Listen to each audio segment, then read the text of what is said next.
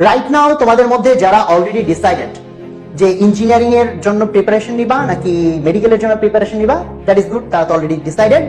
আর কেউ যদি ডিসাইডেড হয়ে না থাকো ইঞ্জিনিয়ারিং এর দিকে তোমার ফোকাসটা দিবা নাকি মেডিকেলে, এবং হয়তো বাবা চাচ্ছে ইঞ্জিনিয়ারিং পড়ো, মা চাচ্ছে মেডিকেলে পড়ো, এবং তুমি আবার অন্য কিছু চাচ্ছ, সো এটা নিয়ে যাদের ভজঘট হয়ে যাচ্ছে তাদের জন্য একটা ছোট্ট টিপস বলি। যদি তুমি মনে করো যে তুমি ইঞ্জিনিয়ারিং করতে চাও, তাহলে আমি বলবো ফোকাস করো একটার মধ্যে, দুইটার মধ্যে না।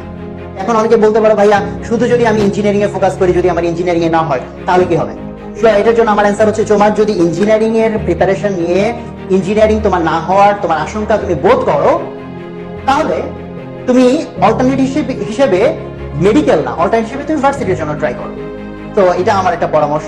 আর আরেকটা পরামর্শ হচ্ছে, যদি তুমি মেডিকেল যদি ট্রাই করো, তাহলে মেডিকেলের জন্য তুমি যদি প্রিপারেশন নিতে চাও এবং তুমি যদি আশঙ্কা করো যে মেডিকেল আমার যদি না হয়, তাহলে আমি বলবো না যে মেডিকেল বাদ দিয়ে তুমি ইঞ্জিনিয়ারিং এর জন্য ট্রাই করো, তাহলে তুমি ভার্সিটির জন্য ট্রাই করো সেকেন্ড, তুমি যদি অপশন রাখতে চাও। কারণ কি? কারণ আমি এটা এই জন্য বললাম, কারণ হচ্ছে যে যদি তোমার ইঞ্জিনিয়ারিং এর প্রিপারেশন নাও, তাহলে ইঞ্জিনিয়ারিং এর সাথে ভার্সিটির প্রিপারেশন তুমি কিন্তু অনেকটুকু অংশ তুমি হচ্ছে কমন পাবে। অনেকটুকু অংশ কমন পাওয়ার ফলে তোমার যেটা লাভ হবে, ইঞ্জিনিয়ারিং পড়ার ফলে তোমার ভার্সিটির অনেকটুকু অংশ অটোমেটিক কভার হয়ে যাবে। বাদ বাকি কিছু অংশ যদি তোমার যেটা লাগতে পারে, সেটা কি, তোমার যদি ভার্সিটির বায়োলজি রিলেটেড কিছু সাবজেক্ট আছে যের জন্য বায়োলজি লাগে, সেই জন্য তুমি বায়োলজিটা শুধু একটু আলাদা প্রিপারেশন নাও। একইভাবে তুমি যদি মেডিকেল প্রিপারেশন নাও, তাহলে মেডিকেলের প্রিপারেশন দিয়ে ভার্সিটির অনেকটুকু তোমার কভার হয়ে যাবে, হয়তো ম্যাথে একটু দুর্বলতা থাকবে, এই জন্য আলাদাভাবে তুমি শুধু ম্যাথটা করে নাও। তো এটা একটা কমন ডাইলেমা অনেকের থাকে ক্যারিয়ারের এই পাথটা সিলেক্ট করার ক্ষেত্রে। দ্যাটস ওয়াই আমি আমার সাজেশন হচ্ছে যেকোনো একটা চুজ করো। আমি এখানে একটা এক্সাম্পল বলি।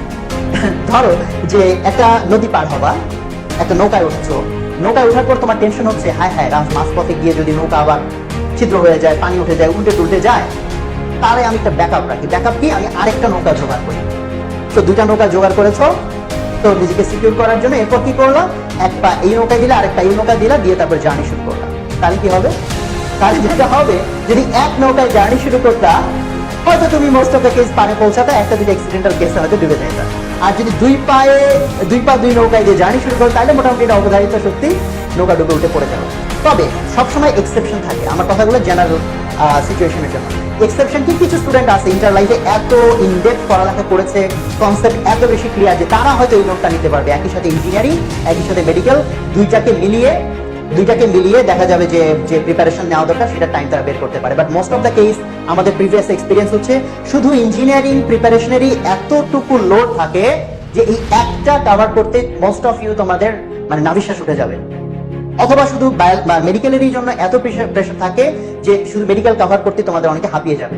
ফলে একই সাথে তুমি ইঞ্জিনিয়ারিং মেডিকেল দুইটাকে টার্গেট করবা এবং দুইটার জন্য ইকুয়াল ফোর্স দিবা, এনার্জি দিবা। এটা আমার কাছে মনে হয় যে খুব ভালো স্ট্র্যাটেজি হবে না।